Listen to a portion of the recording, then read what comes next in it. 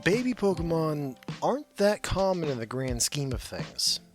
Only a handful out of all the species we've documented even have the ability to produce a baby Pokemon. And even then, it's usually only under weird circumstances during the breeding process. So it's very rare for a Pokemon to not only have a baby Pokemon variation of itself, but for that form to be the natural stage of the Pokemon's life, and for the Pokemon to not evolve like other Pokemon do, but to slowly develop as they age, much like we humans do. As far as I can tell, they are the only Pokemon that go through this form of development, though if I'm wrong, I'm sure that Dan will correct me down in the comments. Hello everyone, and welcome to the Pokemon Care Guides, where we go through how you would raise and care for different Pokemon species in your own home. Today, we'll be talking about the marsupial mother Pokemon Kangaskhan. Kangaskhan are large bipedal Pokemon with the normal 2 arms, 2 legs, and a tail.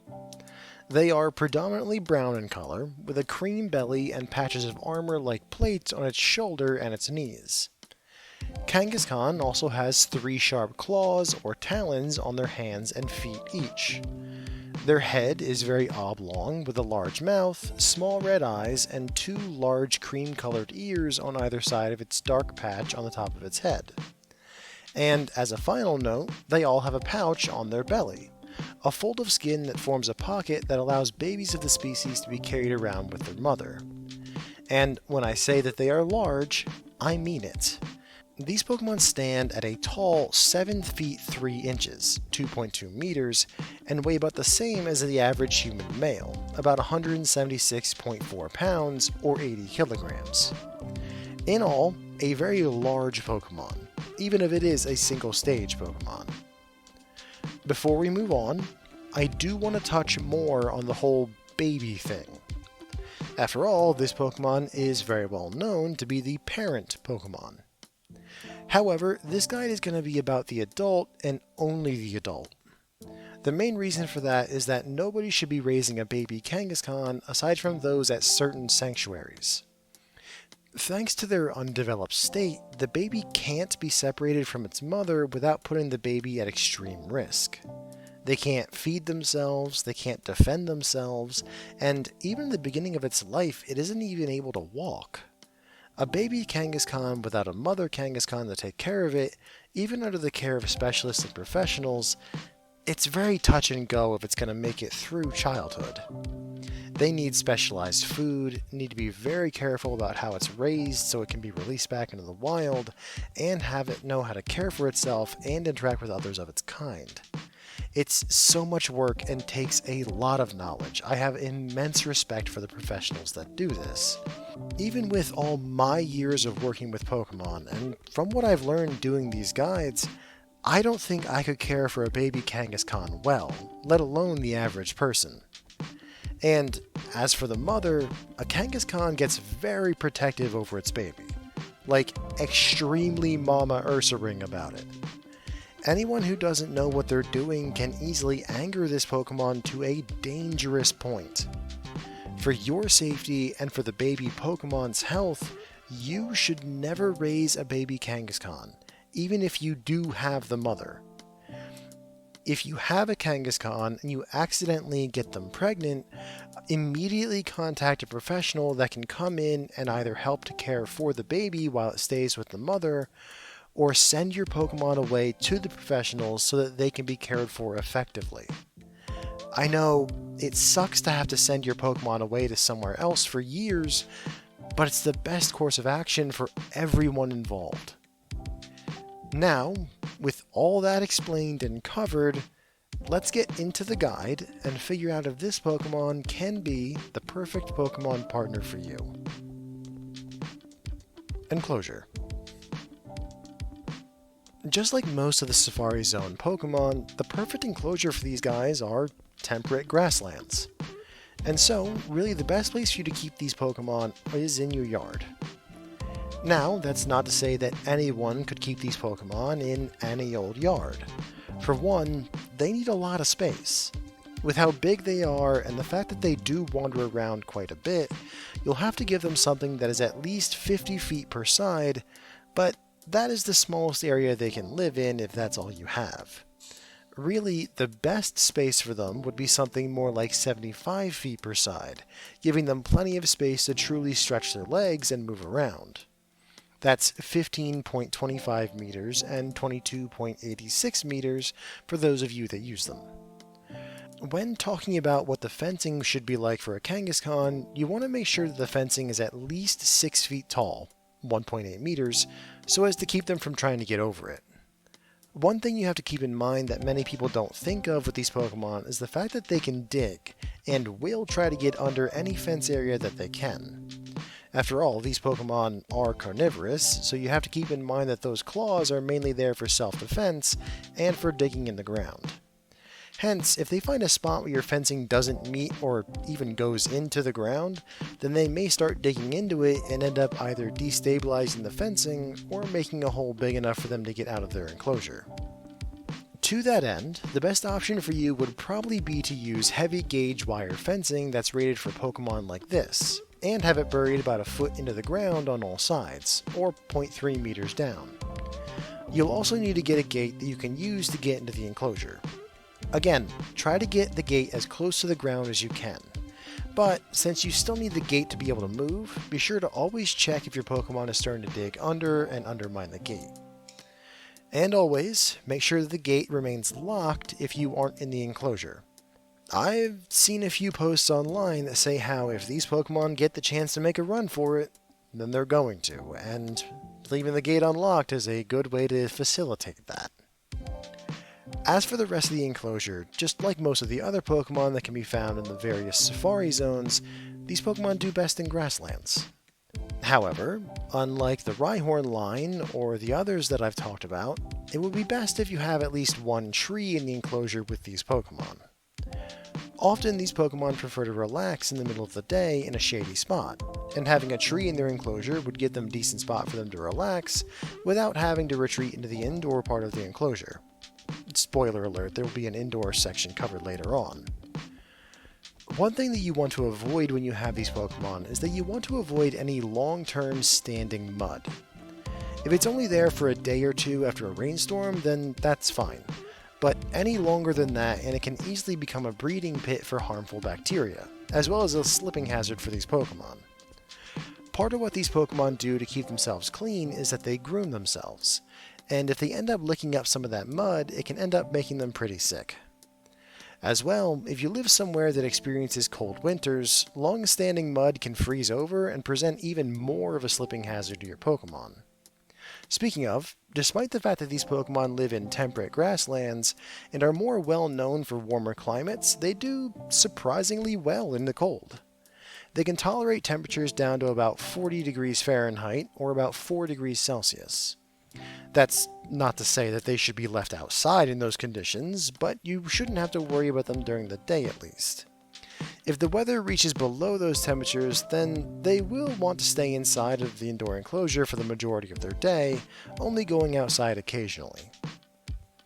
As for the indoor enclosure that I've been mentioning, it should be at least 30 feet on a side, non-meters, and it should be between 15 and 20 feet tall, 4.5 to 6 meters. It doesn't have to be anything fancy, just make sure that the inside of the enclosure is warm or cool enough for the Pokemon. Something I found in my research is that these Pokemon actually like raised beds over ones that are on the ground. Something large enough for a fully grown Kangaskhan to lay down on, with it standing about a foot or so off the ground. I don't know why they like raised beds, but apparently they do. As well, you should spread some kind of bedding or substrate on the floor and the raised bed. Not only will this give the Pokemon a soft place to sleep, but it will also help with cleaning and waste cleanup. Add in a water bucket or something along those lines and your Kangaskhan should be right at home in here. The best Pokemon to house with these Pokemon are either others of their own kind, or small, kind Pokemon.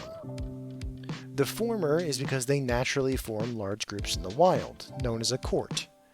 Or they would, if they weren't so rare in the wild thanks to overhunting.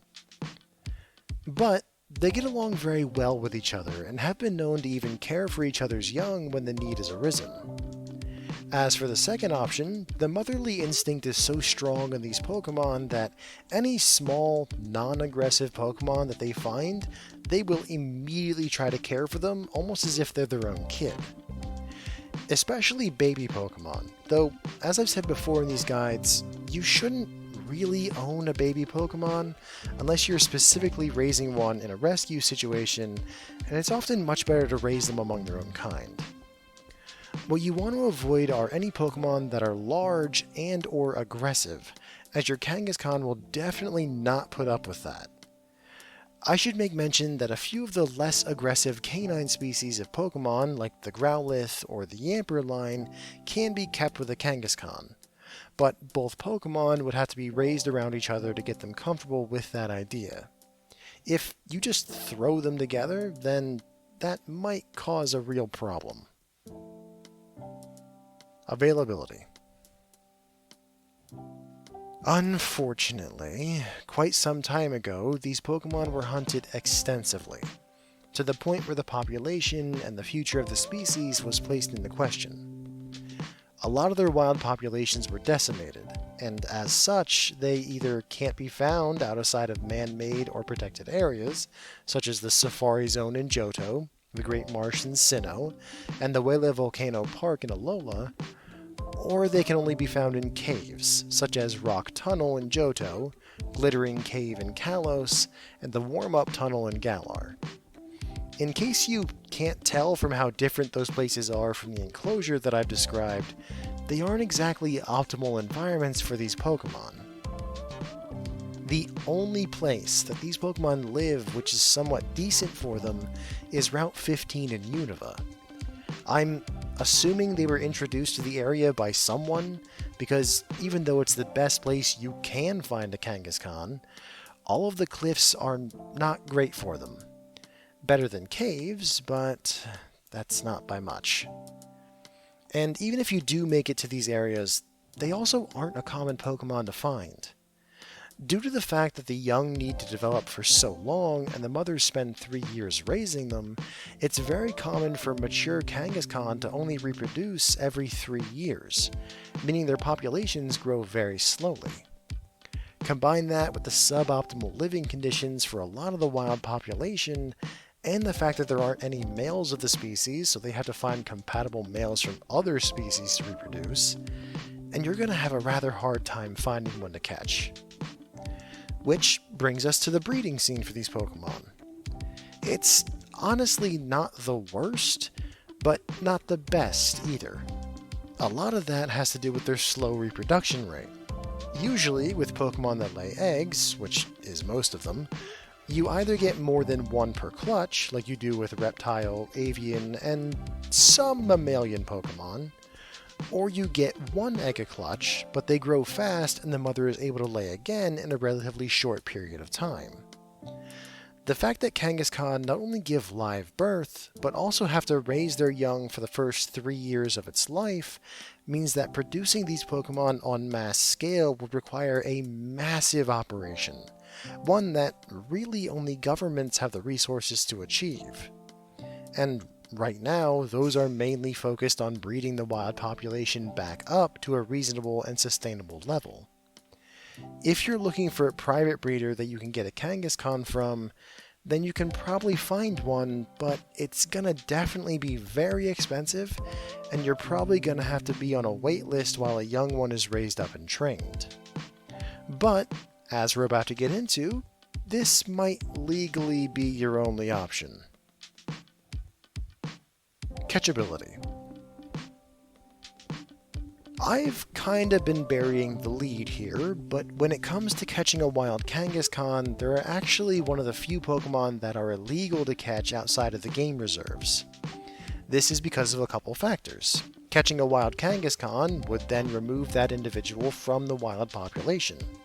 This, of course, reduces the number of Kangaskhan that are out there able to sustain that population, but also you have to keep in mind that you might be catching a Pokemon that is away from its baby. Unlikely as it is, it has been known to happen, and the Pokemon goes wild and becomes a danger to the trainer as a result, not to mention that the baby can't care for itself without the mother. And so, simply going out to catch one of these Pokemon is considered poaching of an endangered species, and will earn you not only fines, but confiscation of the Pokemon in question, and if you've been neglecting them or mistreating them while they're under your care, you might also be facing jail time as well.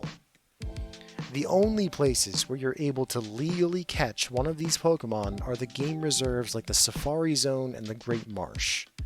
These are individuals who have already had and raised a few children already, and having any further babies would start to have a detrimental effect on the Pokemon's body. So they're placed out in the game reserve to enjoy the wildlife, or to give people who want a Kangaskhan of their own a chance at caring for one. Fair warning though, if you do manage to catch a Kangaskhan in these places, you're going to be subject to far stricter background checks and inspections before you're even allowed to go home with the Pokemon. They want to make sure that the Kangaskhan is going to be going to a good home after all. Only after you pass all of those will you then be able to take home your Kangaskhan. Care. After all that, the actual care for these Pokemon is fairly straightforward. Of course, there's the cleaning you'll have to do, the normal stuff of cleaning up the waste and changing out the bedding on the inside of the enclosure, but there's also how you have to keep an eye on how wet the enclosure is getting, like I mentioned in the enclosure section. Food is also a fairly straightforward thing to deal with. Being obligate herbivores, they'll require a good quality hay to munch on as well as other fruits and veggies. Apples and carrots are probably the best thing you can give them in this regard. Thankfully, Kangaskhan aren't known to gorge or stuff themselves with whatever food they can find, so you can really leave the hay bale in the enclosure with them and they'll eat and munch on it as time goes on. Whenever you see that the hay is getting low or has been sitting there for too long and is getting gross, change it out with newer stuff.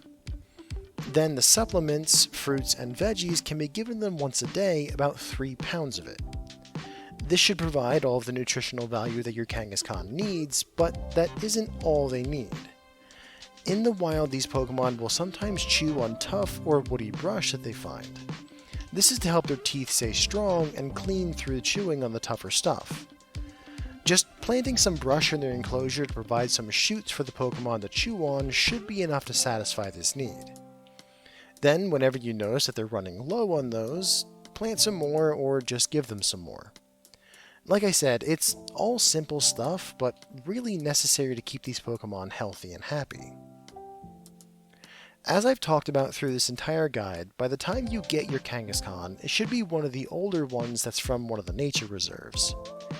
Meaning that you shouldn't have to do any exposure training for behavior work with them. They should be used to humans, and the most you'll have to do is let them get used to the new environment and get used to you specifically. But as long as you got one of the nature reserve Pokemon, that should only take a few days or so.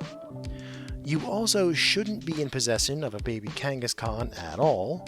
I won't rehash the details again, but needless to say that the average person doesn't have what it takes to care for a baby Kangaskhan effectively.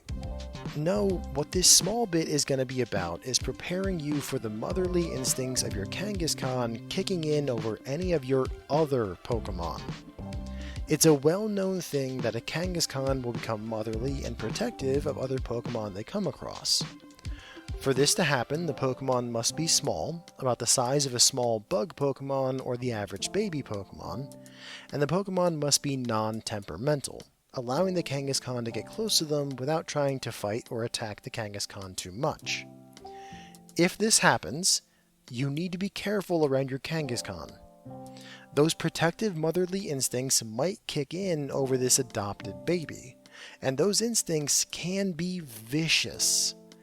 Normally when this happens, they aren't as protective of the adoptive baby as they would be of a baby they had on their own, and they hopefully have been around humans enough at this point to trust you around their child, so overall this shouldn't be too much of a problem for you to deal with. You might just need to keep an extra eye on your Kangaskhan when around the adopted Pokemon, and be extra strict with the discipline to keep them from getting irritable. But there have been cases where the Kangaskhan becomes overly protective of the adopted Pokemon and become highly territorial and protective towards anything they might think to be a threat of their new child. If this happens, you need to find and contact a professional who can come in and deal with the situation. It might be a simple fix of removing the adopted Pokemon from the situation, or things might escalate to the point where your Kangaskhan might need to be sent away for special training and care.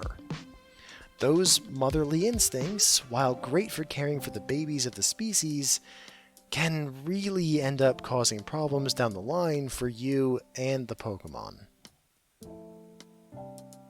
Cost. The enclosure is going to cost you a decent amount of money. Fencing is not cheap to put in, even if you decide to do it yourself, and the indoor enclosure is going to be a pretty penny on its own. Thankfully, as long as you don't have to fix the drainage of the area, you don't have to do any special landscaping, helping to save a bit of money in that area. Unfortunately, even with that lucky break, you're still going to end up spending somewhere in the high or the very high range. These Pokemon are going to either be really expensive or somewhat expensive. If you get the Pokemon from a breeder, then you're not only going to have to pay in the very high category thanks to the effort and time needed to raise a viable population of these Pokemon, but you'll also have to most likely be put on a wait list for when an appropriate individual ages out of the breeding program. On the other hand, it can be in the moderate to the high category for the price of admission to one of the managed areas. But in that case, it's much more of a risk that you won't get a Kangaskhan at all. Sure, you might have to wait and pay more if you get one through a breeder, but it's much more of a guaranteed thing that way. Food is where you might be able to catch a break with these guys. Hay is very cheap, as is getting the brush and twigs for them to chew on. And then, for the fruits and veggies, I don't see all of this costing you more than the moderate amount per month. Possibly even less than that if you're able to buy them in bulk and keep them from going bad too quickly. Conclusion. It's really a shame that these Pokemon are so hard to get a hold of, because they would honestly make decent pet Pokemon for those who have the space to keep them. Very easy care, no special food requirements or handling needs, and the enclosure, while needing a lot of space, is simple when you compare it to some of the others that we've gone over in this series. They would be good for anyone who wants something a bit more complex than a beginner-level Pokemon, but not quite at the level where you should have some experience to be able to take care of these Pokemon. But, thanks to that low population count and the slow pace that they increase their numbers, it's just not feasible for the average person. Trying to get one requires a lot of luck, a lot of time, and a decent amount of money. Not to mention the possible issues with those motherly instincts kicking in. But if none of those factors is a deal breaker for you, then it might be that a Kangaskhan is the perfect Pokemon partner for you. Thank you all for listening, and please join us again next time when we go over the small Seahorse Pokemon Horsey and its two evolutions, Seadra and Kingdra. Have a wonderful night, everyone.